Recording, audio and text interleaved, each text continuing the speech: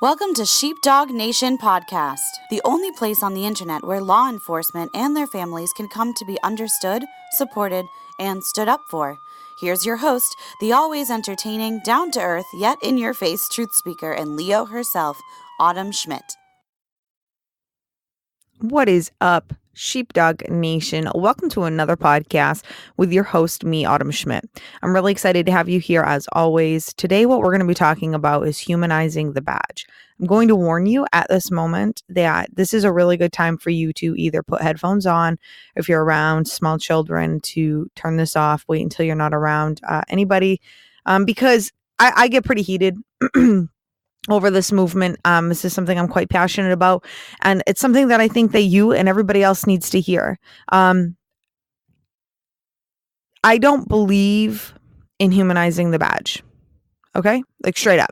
I don't believe in it, and we're going to talk about that. But first, I want to introduce myself to you. For all of my new listeners, I wanted to first off welcome you to Sheepdog Nation. Always humbled to have new listeners. I love it when you guys email me or DM me on Instagram and tell me your thoughts on the podcast. I've had a ton of officers from around the world reach out and say how much this podcast has helped them.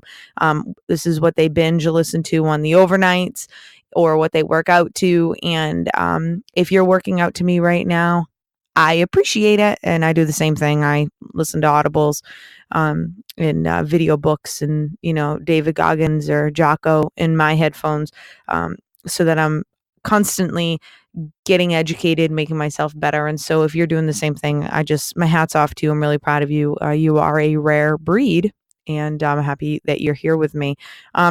If you're brand new to me, here's what I want to tell you. I am a law enforcement officer from Maine. I've been a cop since I have been 20 years old. And I got injured on duty back in 2016, and it ended up becoming a career-ending injury for me. So now I maintain my certifications in a part-time agency, part-time way.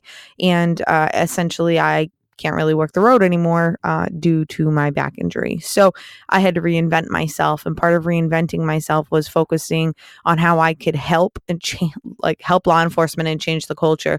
So the reason for this podcast, the entire podcast, not just this episode, in its entirety, and everything that I do, from my Instagram following, from my Sheepdog Family, that's a private group I'll tell you about in a minute for Leos, that is off Facebook. It is not a Facebook group, but I do have a Facebook group that you're welcome to come into. It's called the Sheepdog Nation Podcast. The reason why I do everything that I do, honestly, is because I am so passionate about the job and changing the culture for the good cops, the good people that are in this, and the good people who are coming in to this job. I'm extremely passionate about, changing it so that we have officers that are, having long, fulfilled and happy careers. And I, throughout this podcast, if you go and look at through all these episodes, I have shared numerous stories, personal stories on myself. I've interviewed several officers from around the country and around the world that share, their points of views, and essentially, tell us that they've gone through the same things. They've been extremely stressed out. They, have had to deal with all sorts of coping mechanisms and all of these things. And what the cool thing is if you're here and you're listening to me, here's the cool thing is you need to know that you're not alone in how you feel, and you're not alone in all the shit that you've dealt with. I'm not asking you to go get fucking, vulnerable on me or, express to me your true feelings. I don't really expect that you would do that. But the most important thing, every officer from across the world, across the board, needs to know that you're not everything that you feel. You are not the first person to feel it. You won't be the last. And running around and isolating yourself, or not looking for help, or not hanging out with like-minded individuals that'll actually help you, is hurting you. And that's why I created the Sheepdog Family. It's a private Leo only group. It is $35 a month. And before you get all upset, actually, that is just an investment. It's just an investment in your career. It's an investment in yourself. It's going to help you become a better, it's a group. It's like a group membership, but it's essentially a training. It's training every other week. We're on live calls and we're discussing things, and I'm teaching you new concepts. I'm teaching you, new leadership concepts in all sorts of different ways, teaching you to be the best leader, being the best officer that you could ever be. Really, this is about investing in yourself and making yourself the best version that you can be so that you can get that promotion. You can become the supervisor. You can become the detective. You can get your ass in the command staff. You can change. You can with me, and you can change your agency for the better. The environment that you've been through, whether you want to admit it or not publicly, no problem. I'll admit it. The environment of law enforcement, it's not great. We know that. We know, and if you don't know, I will inform you. Yesterday, I was doing some research, or a couple of days ago, I was doing some research, and so last year we lost 159 officers to suicide. That's less than what we lost in the line of duty deaths. Actually, that number has been the same consistently for the last 3 years. We are losing more officers every single year to suicide than we are in the line of duty deaths. Okay, that's even greater than gunfire. Actually, gunfire, I believe, was half of that number. So as you can see, we actually do have a problem. It's not like I'm not just blowing this out of proportion. I'm nothing like that. It is absolutely the same. It's true. We have an epidemic going on. And if you're like me and you're a skeptic and you're like, okay, Autumn, but how does that compare to like the rest of the world? Actually, it's seriously elevated to the rest of the world. My husband and I, we figured out the percentages with the population, and we're like, because we wanted to know, because my husband, he's a police officer too, and so we're sitting here trying to figure it out. We're like, okay, wait, is everyone blowing this out of proportion, or do we really have a problem? And the truth is that we actually really do have a problem, and that the suicide level in law enforcement is elevated. And so the reasons why they vary, but the number one thing that I have found from interviewing cops, from having my clients, I life coach, so having my clients telling me, and in the Sheepdog Family, this private, this closed, this safe group where nobody's going to get jammed up, because you can be completely anonymous if you want to, except to me, because I need to verify your credentials. But other than that, they've told me the number one reason why cops are becoming suicidal and they are suicidal is not because of the shit that we go out and that we see on the day to day. It's not the job itself. We all sign up to do this job, and you figure it out really quick. Either this is for you or it's not. And the ones that it's not, they get the fuck out very quickly. Okay.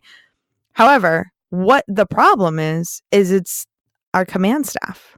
It's our supervisors. It's the people we are working with stabbing us in the back. It's those pressures that are just sending officers right over the edge, where they thought they were joining a brother and a sisterhood, but in actuality, they are not. And it is extremely backstabbing. And they're feeling, they're just feeling so alone, and they're feeling so lost, and they're feeling isolated, and they feel like nobody understands them. And, even though these groups online and all these things, these Instagram accounts where like a lot of cops like congregate, they're not exactly safe, because you're not going to be able to go to a group with 50,000 other cops and say how you feel. And if you don't think for a second that someone's not going to fucking jump down your throat, like, and tell you how much, of a wimp you are and blah, blah. Like, yeah, like that does happen, because we are in a very egotistic,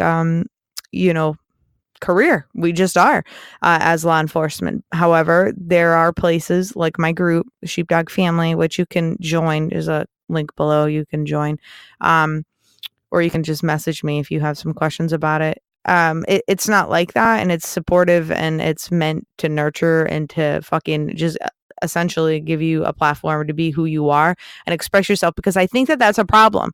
I think that what's going on in law enforcement is, where we can't really express ourselves, right? Like, we can't. And, I actually had if you go back and you go listen, it's called the California Deputy Interview.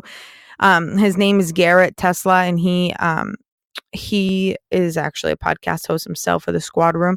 He even says it, and he brings up such a great point. And he was like, what I can't understand and what I don't like is, as a police officer, that's all you can be. You can't go be somebody who, is a musician or who's an artist or who's all these things, because then you're looked down upon. Like, you've got to be this cop that shoots the guns and drinks Black Rifle coffee, and you've got to go and you've got to be a body beast and blah blah. Like, you've got to do all these things if you want to be looked at as a squared away officer and respected. But that's not true, because that's only half of who we are, or a quarter of who we are, right? And I just think that self-expression is also another problem that we're running into in law enforcement, or officers who are human before they were officers, right? You are a fucking human, whether you feel like one or not. I'm telling you that you are a human, and you need to be able to express yourself like a human being. So, I mean, we have a lot of issues running in there. I'm obviously clearly very passionate about it, because I just spent the last 10 minutes on the subject. So anyways, if you are interested, if you're like, yeah, I could definitely use to be around that. I totally get myself in ruts. I can feel when a rut's coming on. I don't want to get into a rut. I want to take my agency. I want to take my career to the next level. I want to be around people who get it, who I can vent to. I can just be who I am, and I'm not going to get jammed up the ass, and I'm not going to get judged. And I get to, I can be a leader. Like, that's cool. I get leadership training. Yeah, because after 3 months of being in this program, you get a leadership certificate to put in your I love me folder. How fucking cool is that? That's right. So when you sit down and you are on oral boards and shit, you get to be like, hey, look, leadership training I did all on my own, because you're showing that you're investing in yourself, which is really cool, and you're investing in your career. So anyways, the next thing I want to talk to you about is humanizing the badge and why I don't believe in it. So, I don't believe in humanizing the badge at all. And this isn't because I'm like one of these, like, what do we call salty? I'm not a salty officer. In fact, like, if you go and if you look at everything I do and everything I say, I'm actually extremely positive about law enforcement, and I will honestly go to bat for every officer until they prove me wrong. I believe police officers, over the public, because I know, like, I've seen what the public can do and how, ethical they are compared to some police officers, most of the police officers who are very ethical. And we have some bad apples. Of course we do. That's just like any job, though. That's, we have bad apples, doctors and lawyers and priests and teachers and, you fucking name it. You politicians, we have bad apples everywhere. And so, it is what it is, but just understand that it's not that I'm salty, and that's not why I don't like humanizing the badge. I don't like humanizing the badge because I don't like, why are we doing it? So I want to take you back, and I want you to just sit here for a moment. I really want you to think about something. When in history has society loved the police? When have they loved law enforcement? They don't. They don't like law enforcement. Most of society never really liked the military either, because we're doing the thing that they're afraid to do. We're doing the thing that, is scary, and we are upholding laws, and we are doing all of these things that, most of society they don't want to do. 2, they don't want to even know about it. But 3, they don't want to be told what to do. Right. And that's normal. And most cops become a cop because we don't want to be told what to do. And it's just like a really weird thing, because then, like, we and then we are told what to do. You know what I mean? Like, we have a very strict chain of command that we have to follow, and we have direct orders, and, everybody thinks that being a cop, you have like all this leeway and stuff. And I mean, to some extent you do, but to some, on the other side of that, you flip that coin, you really don't have that much leeway. You are operating in a very strict, area of guidelines and principles and ethics and yada, yada, and so the thing is like, humanizing the badge, I just think it's an uphill battle. People need to know that police officers are humans, but this isn't how we're going to do it. Going and doing tip a cop, doing car washes with citizens, What else? Shop with a cop. I think it's great as far as it makes the community feel comfortable. It definitely makes the police department look good. In some people's eyes, not mine. I think not mine, but to some people, and it definitely helps the chiefs and the sheriffs, and the colonels. It helps them gain public trust as far as like it makes the politicians happy. It makes the town managers, blah blah blah. It makes everyone happy, and so you know how politics work. But here's the thing, you guys, like we can build community trust like right now. We can build community, we can build people getting to know that you're actually a human being behind the badge right now. And as a police officer, like if you aren't doing these things every day in your shift, you're the one who needs to change this. Okay. It's not, we don't need, we don't need to humanize the badge. Like we don't need to go and do a bunch of lip syncing battles and fucking, funny things and, sexy things. Now I'm seeing all this like sex appeal with women and men all across social media and their cops.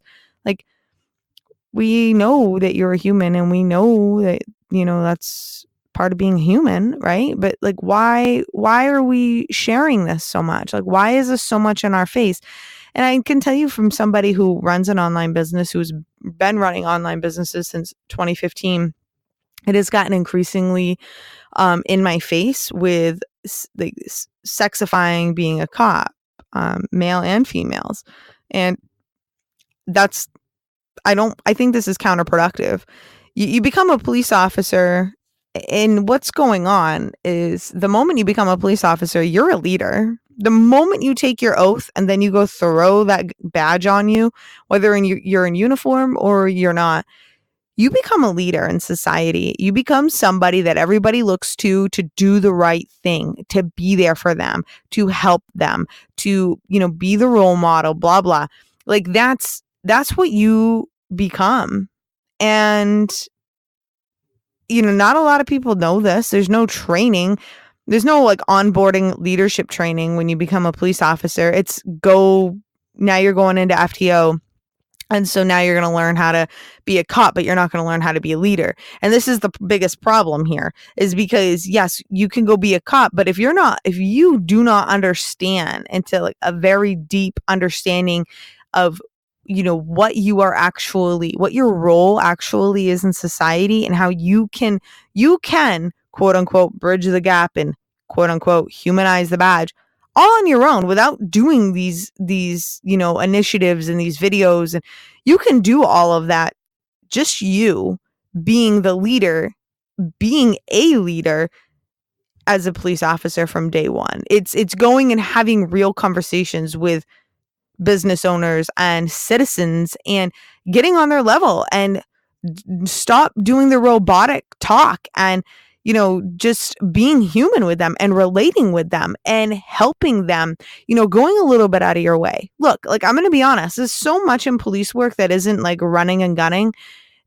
and that's like Instagram doesn't want to show that. Facebook doesn't want to show that. Everybody wants to show themselves in their TAC team vests, in their BDUs, with their fucking SWAT dogs or with their fucking ARs. The amount of pictures I see with girls and guns and guys and guns, and it makes zero sense to me. Like, it just doesn't even make sense. Like, yes, all of that is cool. Like, let's be honest. Like, we love guns. Like, we're cops. Like, it's the culture. We love it. But the part of the culture that we don't have a good grasp on is the fact that we're all humans before we are cops. We lose the fact that we lose sight of the fact that we're humans before we were ever a cop. And then once you put that badge on, you cannot lose that human side of you, because once you do, you lose your grounding. You lose your grounding in your life. You lose your relationships. How many cops do you know that go through divorce, or they are in a serious relationship and they split? How many cops do you know that are cheating on their spouses, or their spouses are cheating on them? How many cops do you know that have financial issues? How many cops do you know that have a substance abuse issue? Right? And that's because they're trying to cope, but they're not trying to cope. Like, don't get this fucking twisted. Okay. This comes from a girl I've seen some shit I've got all fucked up. I went and saw a counselor. I've got diagnosed with PTSD. I got diagnosed with anxiety disorder, but I'm going to be honest with you. While some of the calls did fuck me up straight up, it wasn't bad. They didn't fuck me up as badly as, me denying myself of who I truly was. Right. And and don't take that out of context. It just means that I have been, since I was 20 years old, I was just a cop. And that's all who I ever told myself. I was a cop. I told everybody I was a cop. I did all the cop things 24/7. You wouldn't catch me dead meditating. You wouldn't catch me dead journaling.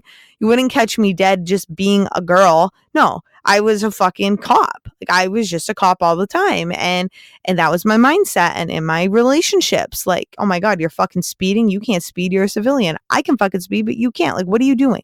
Oh my God, you have this opinion and it doesn't line up with my opinion. You're a piece of shit. Getting extremely angry with people. What are you talking about? You're not going to talk to me that way. Who the fuck are you? You're fucking nobody. You know what I mean? No, you're not going to talk to me that way. And all of that just completely translating into my life and into my, my relationships. And it was a very bad thing. And I found myself in a dark place. And this is where I think, this is why the culture needs to change. Okay. Humanizing the badge isn't going to change any of that. Okay. And when we as law enforcement, we discover that making officers better leaders from the day that they start, and what does that mean? Let's define it. Well, it's what I just talked about. It's officers understanding their place. It's officers understanding how to influence people and how to communicate and how to talk with people and having a deep sense of empathy and compassion for the people they work with, the people they work for, and the community. But let's not get it twisted. The command staff we all know this. The command staff needs to value their officers because their officers are the ones who are going to go out and bridge the gap in the community. None of these fucking tip a cop and all this stuff, because it's the same cops over and over and over again. You're not dealing with the cops who are on the SWAT team or who the real badasses are. They're not coming and doing fucking tip a cop or shop with a cop. They just aren't, because they stand with me. And they're like, fuck that. Why would I go do that? But here's what we're missing in those officers. We're missing the fact that they just need to be trained in leadership. And it's not the typical and you can. I'm just going to be honest with you. I don't know. I've taken some leadership classes. I've seen a lot of other, officers take leadership classes, and wonderful, great, whatever. But I just feel like it's the same fucking people teaching the same fucking concepts for years, and we're not, there's no change. But what you need to do, and let me just help you out with what I mean by that is, we have officers that need to understand, one, who they are. Two, they need to understand influence and how to influence people. And I'm not talking about just Instagram and fucking Facebook. I'm talking about influence the people around you in a positive way. Influence the community members, the public. Influence is massive, and having a positive impact on the people around you is going to help you to become an influencer. And your attitude and how you talk and your body language, all of that, and how you see things, and being optimistic and being optimistic, but not being out in the fucking clouds, because there's a fine line, and nobody is going to follow a leader who's out in the fucking clouds, not police work anyway. We're realists. We're grounded. We fucking know what's going on. Right. And so there's a fine line. There's this balance, and we're missing that. But my idea and my hypothesis here is that if we can develop these leaders, and we can develop squared away officers right off the bat who understand this, they're going to go out into the community, and they're going to be they're going to be much happier, because they're in tune with who they are. One, two, they're leaders. They are leaders, and they know it. It's not like they're just cops anymore. They understand, okay, I have a leadership role. And let's be honest, when we feel like we are a leadership and in a leadership role, then we kind of take a little more pride in that, right? Absolutely. And we value that, and we put forth our biggest and greatest efforts, by doing that. So I mean, it's just all of these things. You're going to be a happier officer. The people you work with, they're being influenced by you. And, you're creating this positive work environment. We have the idea would be to get our supervisors and command staff on board as far as getting them trained up to learn how to be supervisors and not just and like leaders and supervisors and not just like management, you know what I mean? And not just, pen pushers, paper pushers, not just somebody who is, taking up space in that position. No, like that's not what we need. That's not what we're looking for. What we're looking for is we're looking for leaders. We're looking for men and women to lead us. And the guys, I can't speak because I'm not in the military, but and if somebody is and they want to like correct me, but it just seems to me that because of like the military and like all of their leadership training, I mean, they just seem to go through extensive training over and over and over again. Every time I turn around, my friends in the military, like they're fucking getting trained and extensive training. Like they're getting all of this training all the way through the ranks. It's not just the boots on the ground guys and girls that are getting trained. You know what I mean? They're getting extensive leadership training, and you don't see the military out humanizing the fucking uniform, right? Humanizing the military boots or whatever, humanizing the fucking, what would we call that? The tanks. You know what I mean? Like we just don't. And I think that could be one reason why, and again, we have some bad eggs in the military. Of course we do. But generally speaking, we don't. And especially with the guys and the girls who get up, and they become somebody, they set themselves apart, they become more squared away. They understand that they're a leader in society. They're not so focused on making everybody else happy. Do you see what I'm saying there? And I just think that we could humanize the badge in a completely different way, in a way that we can all be proud of as police officers, and without, without all this other stuff, without making us look soft, and I think that we could have the same effect. And that's truly what I'm trying to say here. And so here's what I want you to take away from this. So it's more or less not a rant. It's something that you can actually walk away with, like, oh my gosh, like I didn't just waste a half an hour listening to her. Here's what I took away from this. Take away the fact that you are a leader in society. If you are a police officer, if you are a correctional officer, if you are a dispatcher, if you are working in any kind of, first responder capacity, you are a leader in society because people look up to you. But people definitely look up to the police a lot because of the authority that officers have. Do not take that lightly. And I think that's my biggest message here is do not take this lightly. Watch what you're doing. Watch how you're representing us and other Leos. You know what I'm saying? Watch how you're representing the thin blue line. But then see what you can do to make the thin blue line thicker. See what you can do to add to, the culture and not take away. See how you can be the change too. You can be a change agent just like me. And it starts simply by understanding how to lead, how to influence, how to impact others, how, to change the environment that you're working in. And it all starts by simply changing your attitude. That's literally where it starts. It doesn't start by us going shopping with fucking civilians, and it doesn't start all of that. That's actually, I think, a complete side note.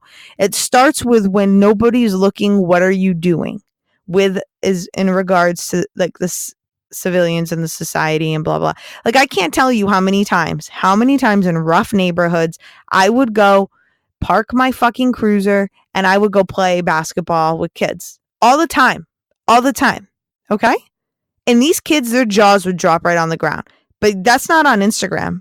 You're not going to find that in any of my social media, and you're not going to find that on the news because I wasn't doing it to make a news coverage. I wasn't doing it for that.